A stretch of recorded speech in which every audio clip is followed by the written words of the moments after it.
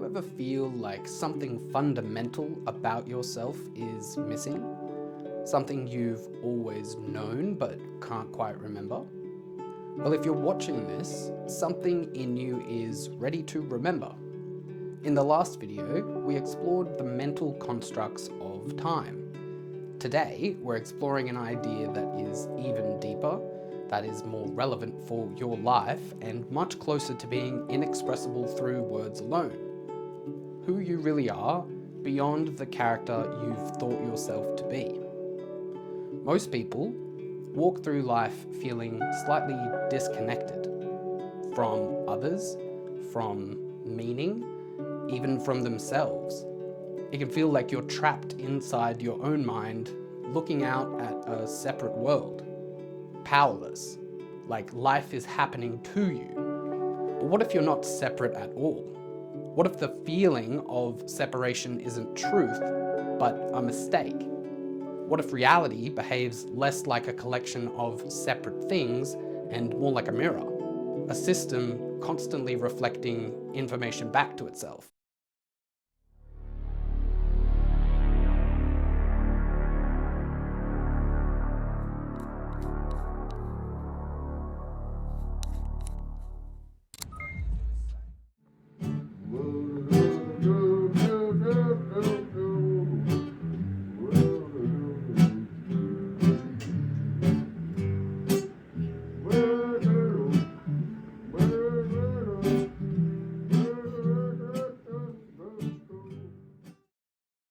Welcome to the Blessed Heliograph, a space for reflection, perspective, and honest exploration. To be honest, I'm glad you're here, and I hope your day feels blessed. Okay, let's get into it.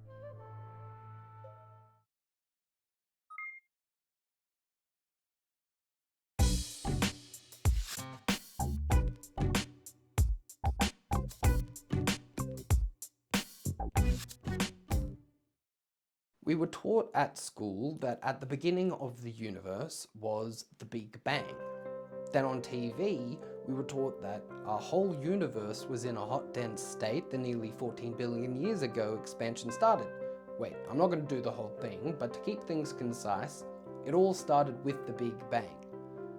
There's a well-known rhetorical question for self-reflection that's largely credited to George Berkeley. If a tree falls in the forest, and nobody is there to hear it, does it make a sound? It's called a rhetorical question, of course, because you're not actually supposed to give an explicit answer. But we're going to give one anyway. If we view the question scientifically, then we can of course theorize that the tree will make a sound because the energy of the falling tree will partially become converted into sound waves. So yes, but also no. Confused? Let me explain. For anything to be known, there must be an awareness of its existence.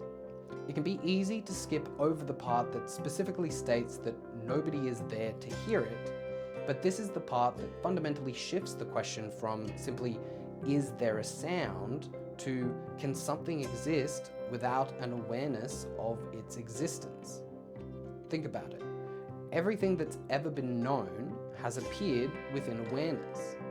So unless there is either an observer to actually hear the sound made, or a device to allow an observer to measure and or listen to it later, then it can't ever truly be known if the tree ever did make a sound. The real question isn't about trees, the real question is whether anything can exist without awareness. Every person on Earth can say the same strange thing. I am aware. But here's the question that nobody seems to ask. What exactly makes your awareness different from mine? Not your thoughts, not your memories, not your personality. The awareness itself. If you remove everything that is different, what's left? And more importantly, have you ever experienced anything outside of awareness? Schrödinger, the cat in the box guy, pointed out something very simple but very strange. Every conscious being reports the same basic fact. Experience is happening. but the structure of awareness itself is identical in every case. Within experience, there is no observable feature that distinguishes my awareness from your awareness. There are different memories, bodies, and perspectives, but the awareness itself has no distinguishing features. Imagine sunlight shining through 10 windows. It can seem like 10 beams of light, but it's actually the same sunlight appearing through 10 openings. Awareness has no measurable individuality. You can measure differences in brains, personalities, thoughts, memories, etc., but awareness itself has no measurable boundary or identity marker. There is no way to scientifically identify where awareness begins, where it ends, whose awareness it is. One possible explanation is that awareness is singular, appearing through many nervous systems. Schrödinger summarized this idea very directly. Consciousness is never experienced in the plural, only in the singular. In other words, there are many viewpoints, but only one awareness. Physics also tells us that energy cannot be created or destroyed. It can only be changed from one form to another. I hope you're still with me, because here's the part where it gets good. If everything that has ever been known appears in awareness, and energy can only ever change from one form to another, then that implies that whatever was aware of the energy at the time of the Big Bang could be the exact same awareness that is now experiencing that same energy of the Big Bang, but in a changed form. You are literally the awareness of the universe experiencing itself. Always here, always now. Right now, notice something. Before any thought appears, before any label or ideas, there is simply awareness. Before we move on, did you know that at the moment of one's conception, there is a biological phenomenon called a zinc spark? This is when a flash of light occurs at the exact moment a sperm cell fertilizes an egg. That flash at the beginning of the universe could be seen as a reflection of the flash at the beginning of you. You have forgotten what shapes you. You've forgotten how sacred you are at the truth of your being. This is for us to remember.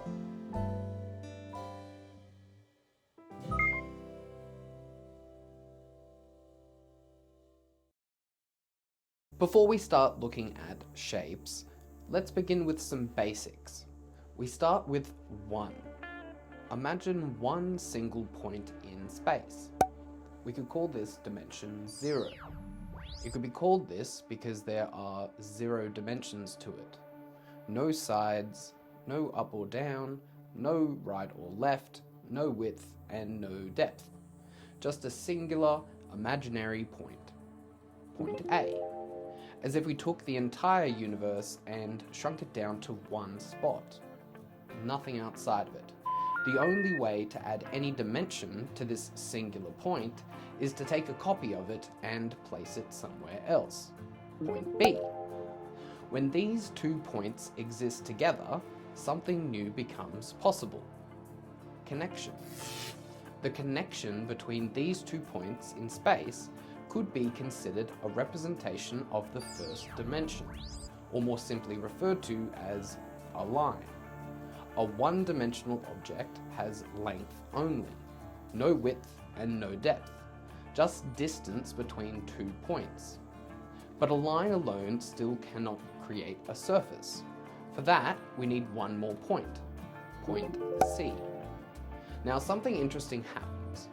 If we connect A to B and B to C, we create an angle. If we then complete the connection by linking C back to A, something entirely new appears. The first enclosed shape. 3 points, 3 lines, 1 surface.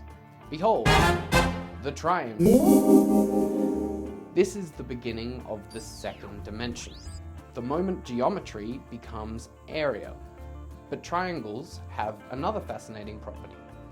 They are the simplest stable shape. Everything more complex can be built from them. Add another triangle beside the first and the pattern begins to grow. Behold, the square. As you can see, 2 triangles can form a square.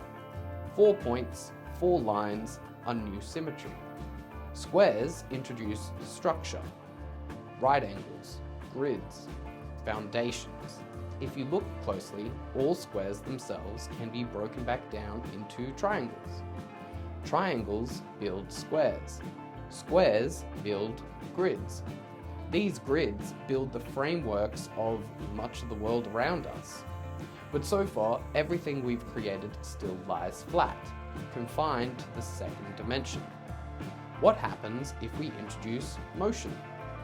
Imagine taking a line and spinning it. When you rotate that line, the endpoints sweep out a new shape. Behold, a circle. Rotation transforms flat geometry into something continuous. The circle represents that continuity, a shape with no beginning and no end. If we begin placing circles so that each new circle's center sits exactly on the edge of the last, a visual structure begins to appear. A pattern that seems to organize itself naturally. Every circle passes through the centers of the circles next to them, forming a perfect structure of meeting points. Circle after circle intersecting in perfect symmetry. From this simple repetition emerges one of the most famous patterns in sacred geometry, the flower of life. A structure made entirely from circles, yet containing within it the relationships of triangles, hexagons, and countless other geometric forms. From a single point to a line, to a triangle, to a square, to a circle, and finally to a pattern that seems to hold the blueprint of geometry itself, all emerging from that original one. But something deeper is hidden inside this pattern, because when circles intersect like this, they don't just create beauty, they also create structure. Look closely at the intersections and another shape appears. 2 triangles, one pointing upward, one pointing downward. Together, they form an image called the Star of David.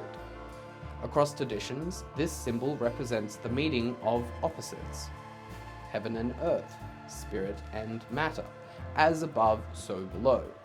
It's the geometry of balance, and that balance appears again when we follow the lines of the pattern a little further. Hidden within the same geometry is the shape of a cup, specifically the Holy Grail, a vessel, something designed to receive and hold life. Rotate that same geometry and another familiar symbol appears, the flowing halves of the yin-yang, 2 forces chasing one another in an endless cycle.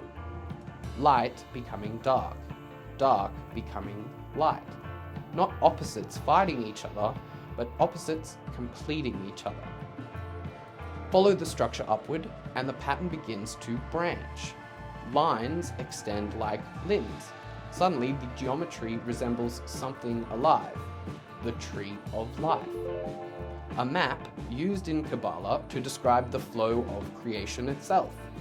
Speaking of trees, the link to the Blessed Heliograph link tree will be in the description. To not miss out on future content like this, subscribe here on YouTube and join the mailing list on Linktree. Thank you to those who have liked and subscribed. It really helps the channel grow and reach more people like you. For those of you who haven't, that's okay. It's your choice, and thank you just for watching. All of these images come from different cultures, different religions, different stories. Yet somehow they all appear inside the same geometric structure, the flower of life, which raises a strange question. Why would so many of humanity's sacred symbols all emerge from the same simple arrangement of circles? One possible answer lies in another shape that is hidden within the pattern. If we extend the circles outward and follow the flow of their curvature, the structure begins to wrap around itself. energy moving outward, then curving back inward, a continuous loop, a shape known as a torus. The torus is a system where everything that leaves eventually returns. Outward flow becomes inward flow. Action becomes reaction. Cause becomes effect. Even the stories we seem to tell echo this idea. Take the story of the forbidden fruit. In the beginning, there was unity, then came knowledge. The moment humanity became aware of choice, and with choice came consequence. Because once you understand that your actions ripple through the pattern, you also understand something else. Those ripples don't disappear. They travel outward, until eventually they return. That returning motion, that looping structure, embedded in the geometry of the torus, mirrors a principle found across many philosophies and spiritual traditions. The idea that every action sets something in motion. Every thought, every word, every choice sends a ripple into the grid. And just like the geometry that we've been looking at, those ripples don't travel in straight lines forever. Eventually, they come back to the point where they began. This principle is commonly known as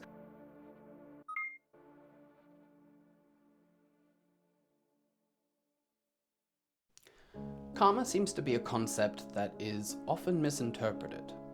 One way to interpret karma is that there is a magical, mysterious force out there that exists externally from you. It will reward actions if they are deemed good, and punish actions that are deemed bad. This is a completely understandable perspective to most of us because it mirrors our earlier experiences of the world. It feels justified that good behavior should be rewarded and that bad behavior should be punished. The reward acts as an incentive to do more of the right thing, and the punishment acts as a deterrent to doing the wrong thing. It can feel comforting to think that the universe will enforce cosmic justice and somehow punish people that you think are doing wrong, and gift those who are doing what you believe is the right thing.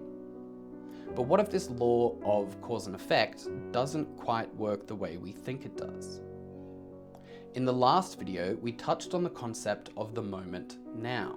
We discussed how time exists as a mental construct, and how the only place one can experience truth is in the present moment. In the linear view of time, there is a before and after, so cause and effect seem to logically align. But if we only ever truly exist in the moment now, then what is karma? If everything is happening only in the present moment, then karma cannot really be something that waits patiently in the future to reward or punish you. There is nowhere else for it to exist except here, now. From this perspective, karma stops looking like a system of cosmic bookkeeping and begins to look more like a property of reality itself. Not a judge that evaluates actions, but a natural response that unfolds immediately from the action itself. Imagine dropping a stone into still water. The moment the stone touches the surface, ripples begin to move outward. There is no delay, no decision being made about whether the stone deserved to fall. The ripple is simply the natural consequence of the disturbance. In the same way, every thought, every word, and every action disturbs the fabric of the system we exist within. The disturbance moves outward through the network of relationships that connect everything together. You've seen other people feel it. You've seen situations respond to it. The pattern shifts around it. But here is where the perspective becomes less dualistic. The ripples do not move through something separate from you. You are the water. The disturbance and the field it moves through are part of the same continuous system, which means the ripple does not travel away from you in the way we usually imagine. It moves through the very structure that you are inseparable from. So when the ripple eventually returns, it is not the universe getting back at you, It is simply the system rebalancing itself. Cause and effect are not two different events separated by time, they are two sides of the same movement, two sides of the same coin. The action and the consequence are really one process. Seen this way, karma is not a moral punishment system, it is feedback, a mirror that is being held up by the structure of reality itself. When anger moves through the system, it will manifest in patterns that generate more conflict. As generosity moves through the system, it manifests in patterns that generate cooperation.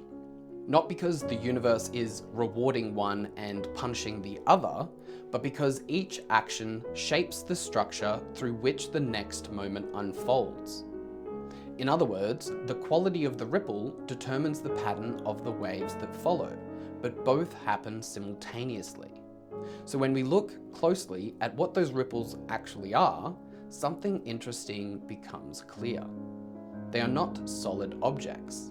They are movements, oscillations, patterns of motion traveling through a field of awareness, which leads us to another strange realization about the nature of reality itself.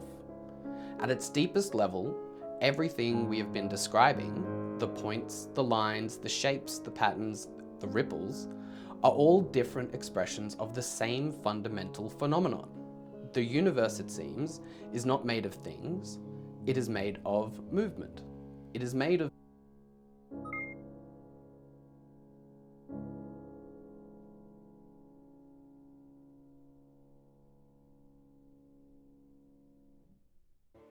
Vibration might sound like an abstract idea, but it is something we experience constantly. A vibration is simply an object moving back and forth around a stable equilibrium point. This motion can be described using two key properties: amplitude, which measures how intense the movement is, and frequency, which measures how quickly that movement repeats. Two simple properties, amplitude and frequency. And strangely enough, these two properties may explain every single thing that you have ever seen, heard, touched, tasted, or smelled. Because every sense you possess is doing the same strange thing. It is translating vibration. But to see why, we have to look at how our senses actually work. Take touch, for example. What we usually describe as touching something is not actually atoms colliding together. At the microscopic level, it is primarily electromagnetic repulsion. Atoms contain negatively charged electrons. When the electrons in your hand approach the electrons in something else, like an orange, they repel each other. That repulsive interaction creates the sensation of solidity. Your nervous system detects this through receptors embedded in the skin that respond to mechanical vibration and pressure. Here, amplitude determines how strong the pressure feels, while frequency determines the kind of sensation. Very slow vibrations feel like steady pressure. Slightly faster vibrations feel like motion across the skin. Higher frequencies feel like buzzing or vibration. Humans can detect tactile vibrations from extremely slow movements, below 1 Hz, up to roughly 400 Hz. Now, if we move across the scale, we encounter something familiar: sound.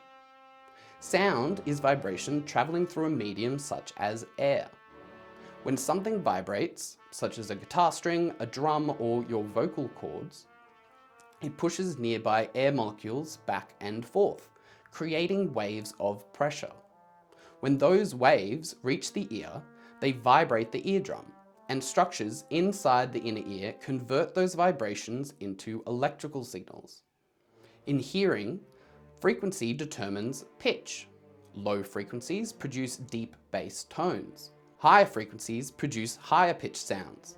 Meanwhile, amplitude determines loudness. Humans typically hear vibrations between 20 Hz and 20,000 Hz. But vibrations exist far beyond what we can hear. While the traditional lock and key theory says that smell is about the shape of a molecule, some researchers suggest that smell may also involve vibration. Every molecule is held together by chemical bonds that vibrate trillions of times per second. When a scent molecule enters your nose, receptors may respond not only to the molecule's shape, but also to the frequency of those vibrations. This happens when the molecule's internal vibration matches the energy gap in your receptor, similar to how tuning forks will both vibrate together when they match resonance. So amplitude, in this context, is the concentration of smell. A louder smell means more molecules are hitting more receptors simultaneously, increasing the intensity of the signal sent to the brain. Taste is less about quantum vibrations and more about binding affinity, but frequency and amplitude still apply to how the signal is sent. Your taste buds don't vibrate to hear sugar, for example. Instead, they trigger an electrical firing frequency in your nerves, dependent on which flavor receptors are activated. A hint of sweetness might cause a nerve to fire 10 times per second, whereas a mouthful of syrup might cause that same nerve to fire 100 times per second. Your brain interprets this higher temporal frequency as sweeter. Amplitude, in the context of taste, can be thought of as how strongly a molecule sticks to a receptor.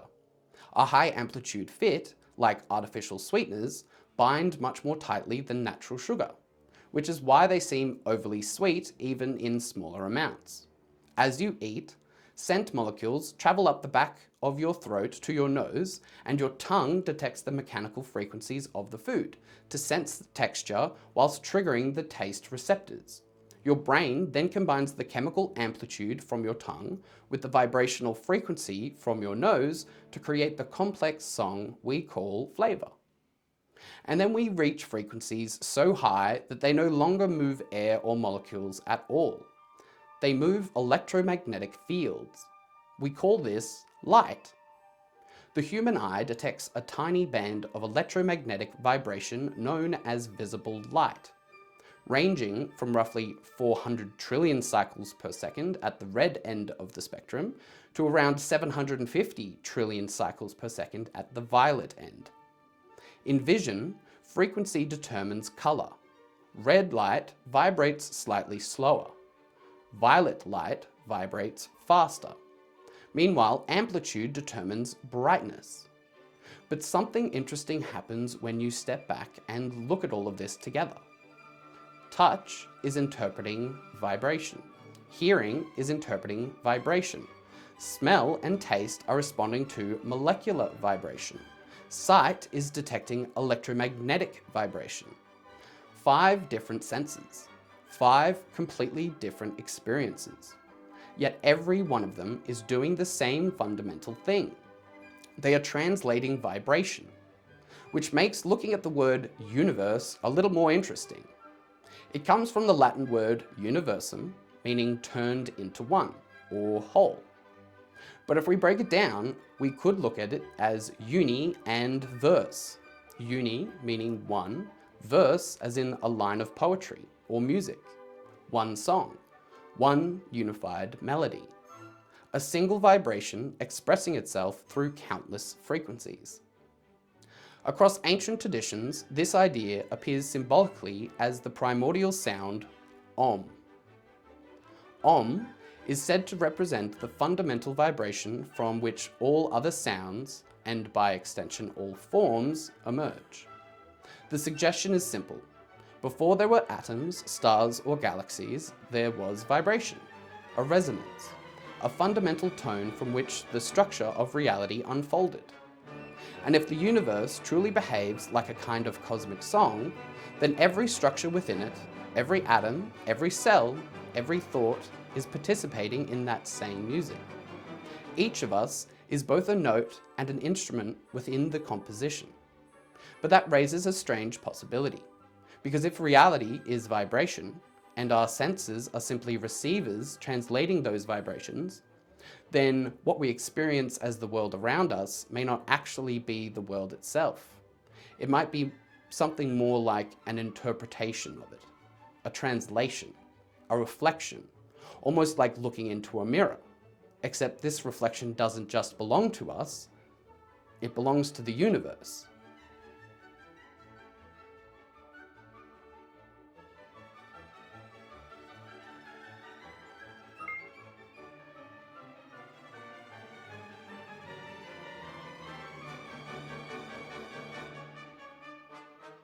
What the hell is even that? Great question. Everyone already knows what a mirror does. It reflects the visible parts of us back to ourselves. Maybe everyone except for vampires and John Cena, now that I think about it.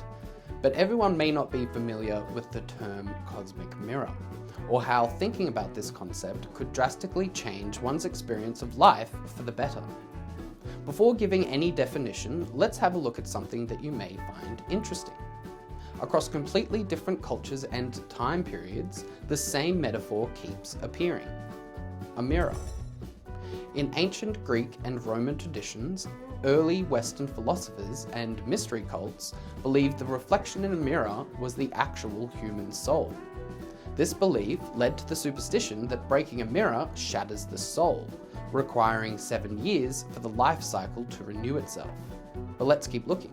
In ancient Mayan and Aztec traditions, the deity Tezcatlipoca, which translates to English as smoking mirror, uses an obsidian mirror said to reveal the hidden hearts of men and unseen fabric of the cosmos.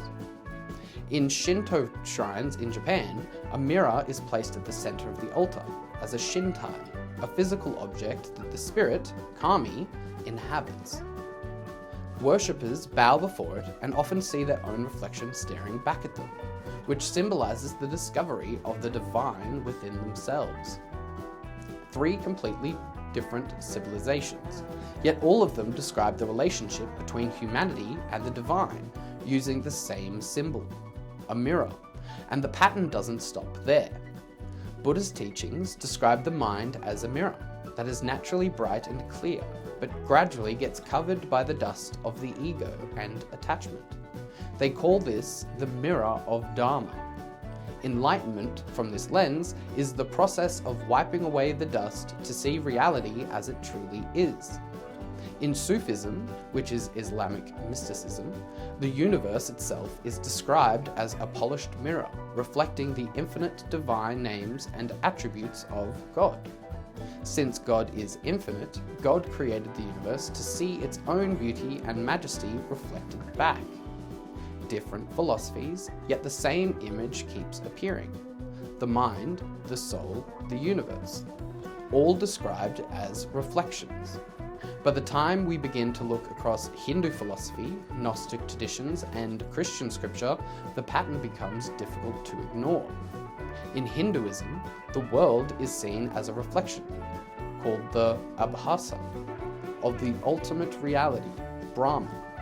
Just as one sun reflects in many buckets of water, the one divine consciousness reflects into many individual souls. In Gnosticism, the mirror is considered a tool of self-reflection. It is believed that the soul forgot its divine origin, and by looking into the cosmic mirror or spiritual knowledge, it remembers its true celestial home and escapes the physical illusion. In Christianity, believers are called to be mirrors that reflect the character and glory of Christ to the world.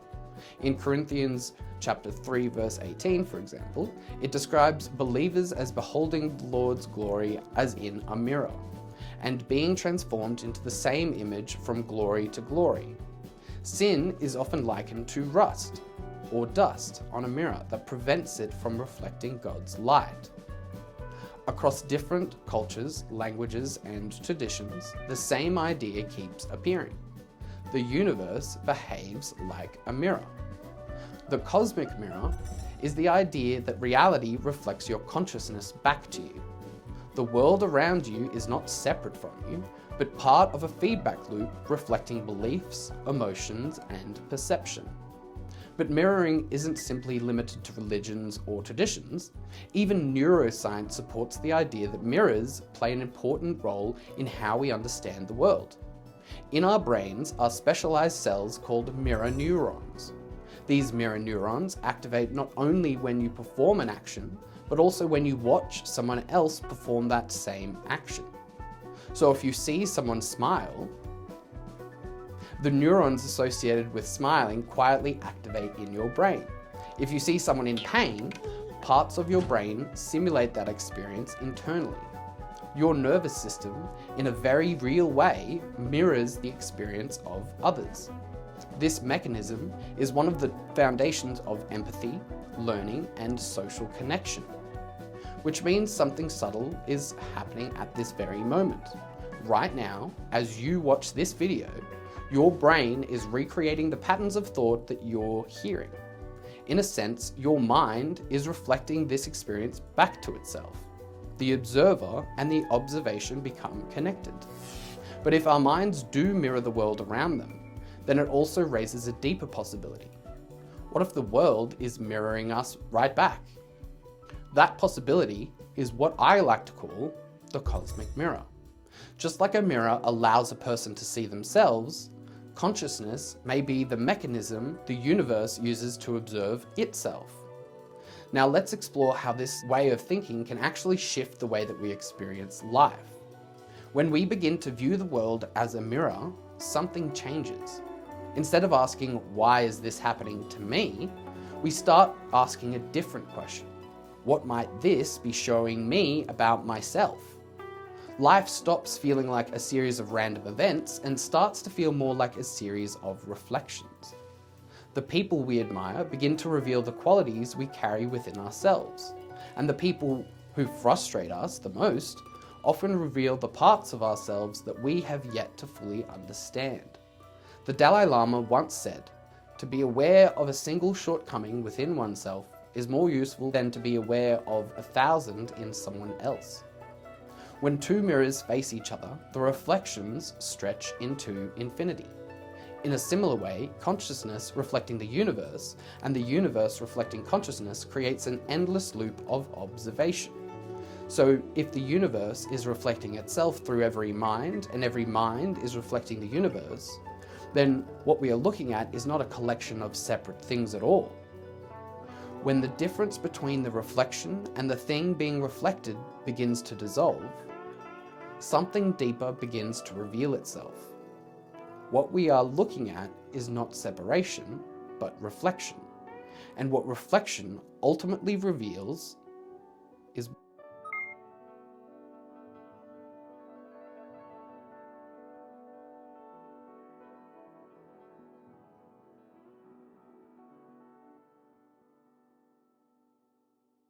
everything is one. That's the main thing I have to say in this section. All things are one. It sounds so simple when it's said in that way, but as you begin to reflect on what that really means for you on a personal level, the more powerful that message will become. So while that deceptively deep concept bounces around inside your mind, let's further explore the idea of one. An interesting way that we could think about the world around us is by thinking in terms of binary code. We could think of our experience of the moment now as being an interpretation of an infinite quantum binary matrix. Most people would probably not know what I'm talking about when I say that, and might just be thinking of Keanu Reeves movies right now. So let's clarify what the term quantum binary matrix actually is. A matrix, or matrices, are an array of numbers or symbols used in mathematics to express information in rows and columns. Unlike other matrices, a binary matrix has a limit on the amount of symbols that is used to express data. By using only two digits, 1 and 0, computers are able to express information as well as perform calculations by processing these 0 and 1 signals. Think of a standard light switch. It is either in an on or off position. If it is on, then that would be represented by a 1. If it's off, then that would be represented by a 0. Each unit of data is called a bit, and can only ever be in one of these two states at a time. On, 1, off, 0. This is how classical binary systems work. Using this model to understand reality, we could think of everything that we are currently experiencing in the moment now as being a 1. Everything outside of that would be represented by a 0. So whatever you are looking at, whether it's a phone, a wall, a light, a bird, or your reflection, that could be thought of as a 1. Whatever sound you are hearing in the moment could be thought of as an expression of that 1. And silence would be the 0. This could apply to every sensory input. Every possible thing in the universe could be thought of as either being experienced here and now, 1, or not in your current field of experience, 0. In quantum computing, this idea of a light switch becomes shifted slightly. Instead of using the traditional light switch, it's more similar to a spherical dimmer switch. It can be on, off, or anywhere in between all at once. Rather than using a bit to represent the smallest unit of data, quantum computers use what is called a qubit. Thanks to a property called superposition, it can represent a 1 and a 0 simultaneously until it is measured. A qubit is not restricted to a simple on or off state. It can exist in a range of probabilities between the two until a measurement occurs. To make this idea easier to visualize, imagine the wall behind you right now. You're probably very certain that if you turned around, the wall will still be there exactly as you expect it to be. And statistically speaking, that expectation is overwhelmingly likely to be correct. But from a purely quantum perspective, before you actually look at it, the state of that wall could be thought of as existing within a field of probabilities. It is almost certainly still the same wall, but technically speaking, that certainty only becomes confirmed the moment you observe it. In other words, before you turn around, the wall behind you exists more like a probability. Once you look, that probability resolves into a definite outcome. The potential 0 flips to a 1. The wall is still the wall. Reality confirmed.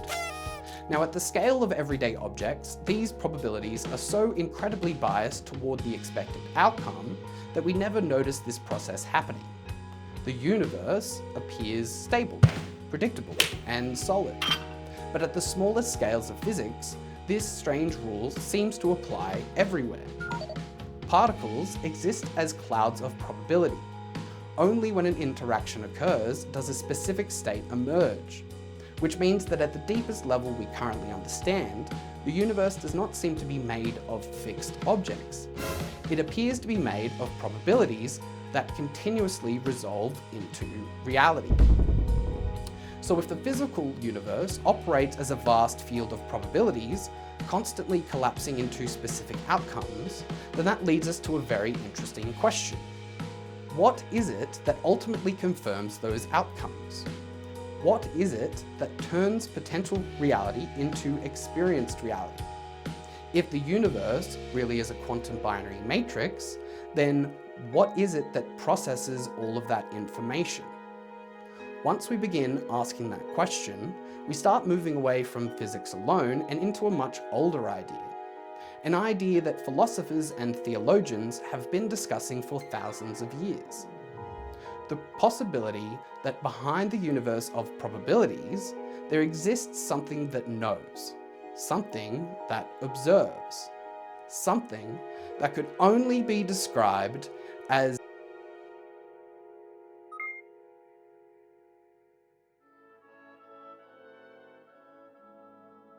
the word God is an extremely loaded word. Every person holds a unique relationship with this idea, and I do not wish to offend any individual's currently held beliefs. This is merely one perspective of many. If what I say does not resonate with you personally, then you are welcome to simply dismiss this all as just another opinion of some random person on the internet. For the rest of you who are ready to hear this, thank you for listening. As a human, it can be easy to romanticize the idea of being immortal and living forever. But not everyone thinks about what it must feel like to be in that position. Imagine for a moment that you are God. Before you have created the universe, there is nothing but you, all powerful. You exist outside of time. Not only can you control everything, you are everything. An eternal being with infinite power. How cool is that? You're so excited to show off your infinite abilities to do literally everything, but wait a second, there is no other to show off to. There is only you. Finally, you have control over everything, but now there's nobody to share it with. You can start to realize how lonely it must be. Some research suggests that humans can experience significant, potentially irreversible psychological harm after as little as 15 days of solitary confinement. Can you imagine that applied to eternity? You can start to see the potential issue here. So you're an eternal God existing in complete isolation, not because you've done anything wrong and are being punished, but simply from the fact that you are everything. At this point, it would make sense for you to want to create some form of other to share your divinity with. Of course, there can never really be any other existing from this perspective. All forms of other would really just be other parts of infinite unity, reflections and replications of you, and every part of you is fully aware of it. So after eons of human time talking to yourself about yourself, the conversation might start to feel a little stale and repetitive, until you have a brilliant idea. If you can't really create anything new because you already are everything, what if you could just make yourself forget? What if you just pretended to not be God for a while so that you can more vividly experience the feeling of interacting with something other than yourself? You have infinite power and you're immortal. There doesn't seem to be any risk in this experiment. You begin by imagining the divides within yourself. You polarize light from dark, big from small, giving from receiving. You know that you are both ends of every spectrum and everything in between. You are both the Alpha and the Omega. With limitless time and power, there is nothing left to do except for everything. So you plan it all out. Everything. Every possible relationship and interaction imaginable. You are the only thing there is, so the only way for this all to actually play out is for you to be every one of the roles that you have imagined. You are the one that must be the teacher, and you are also the one who must be the student. You are the one doing everything. It's all you. Everything in creation has always just been another expression of you. Every part equally divine to the rest, but incarnated into existence with varying degrees of memory blockages to its true origin. Parts of you will mostly remember, and other parts of you that are driven to go deeper into experience will almost completely forget. Those expressions of you that mostly remember, they will be compelled to express the energy of love and kindness to their counterparts, because the innate connection they feel to everything around them will feel stronger. The expressions of you that have forgotten this connection the most are the ones that will embody the energy of fear, anger, and cruelty. When you feel separate to everyone and everything, it can be overwhelming. Instead of peaceful recognition of connection, there is constant risk from everything unknown, constant frustration from misunderstandings, and lack of empathy for others. No expression is inherently better than any other. Each one is simply a unique incarnation of the same being that is expressed in one of infinite ways. Every act of compassion becomes you remembering yourself. Every act of cruelty becomes you forgetting yourself. But both are still part of the same game, the same cosmic experiment, the same infinite being exploring every possible perspective it can experience. From this view, life stops looking like a battle between good people and bad people. Instead, it begins to look like a process of remembering and forgetting, a vast spectrum of awareness, playing out across billions of lives. Some parts of you are deep in the dream, other parts are beginning to wake up. Then occasionally, two expressions of the same infinite being cross paths, and something strange happens. For just a moment, the illusion of separation weakens.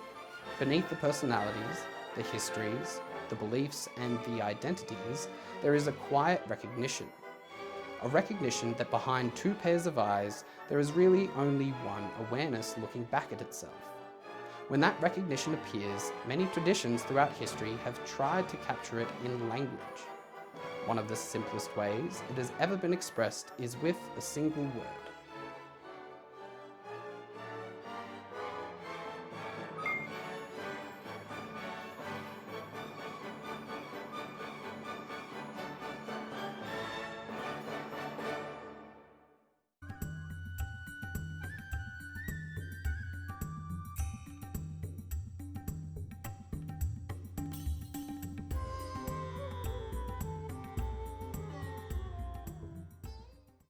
Nobody is better than anybody else. No one truly knows the struggles you faced, just as you can never fully see the struggles carried by someone else. Everyone is navigating their own experiences, their own histories, their own unseen difficulties. When we recognize that, something shifts. Judgment begins to soften, and understanding begins to take its place. When that happens, the cosmic mirror becomes a little clearer. Take a moment and think about someone you genuinely love, like, or admire. What is it about that person that you appreciate? What qualities do they embody that stand out to you? Maybe it's kindness, maybe it's honesty, maybe it's courage, patience, creativity, or compassion. Now ask yourself something honestly. Do you recognize those same qualities somewhere within yourself? Because very often, the traits we admire most in others are the same qualities that already exist within us. We notice them so clearly in others because on some level, we recognize them. The reflection resonates. The same principle works in the opposite direction. So now think of someone you strongly dislike, or even someone you can't stand. What is it about them that bothers you? What traits or behaviors come to mind? If you're willing to look closely, you might notice something uncomfortable, but incredibly valuable. Sometimes the traits that frustrate us most in others are reflections of parts of ourselves that we struggle with. And it is almost always easier to project those parts outward than it is to acknowledge them within. But recognizing them is powerful. As the Dalai Lama once said, being aware of a single shortcoming within yourself is more useful than being aware of 1,000 in somebody else. And this brings us back to something important. Every person you encounter has their own biology, their own conditioning, their own experiences shaping the way they see the world. Different histories, different environments, different patterns of thought and behavior. In many ways, these factors are the only things separating one life path from another, which means something quite humbling. If you had lived every moment of someone else's life, experienced everything they experienced, developed the same patterns in the same environment, then you would be making the exact same choices they are. You may not always understand why people act the way they do from your own perspective, but from theirs, it makes sense. So the next time you notice yourself reacting strongly to someone, whether with admiration or frustration, it might be worth asking a simple question. What is this reflection showing me about myself? Every interaction becomes a mirror. Each one offers an opportunity to see ourselves a little more clearly. If ideas like this resonate with you, consider subscribing to the channel. But before you go, take a moment to think about the people in your life. The ones you admire, the ones who challenge you, the ones who frustrate you. Each of them may be reflecting something back to you. And if you're willing to look closely enough, those reflections can become some of the most valuable lessons you'll ever receive. Because when you understand the mirror, the people around you stop being enemies or idols and start becoming teachers. You are not just looking into the mirror, you are also part of what the mirror is reflecting. Thank you for watching, stay blessed, and Namaste.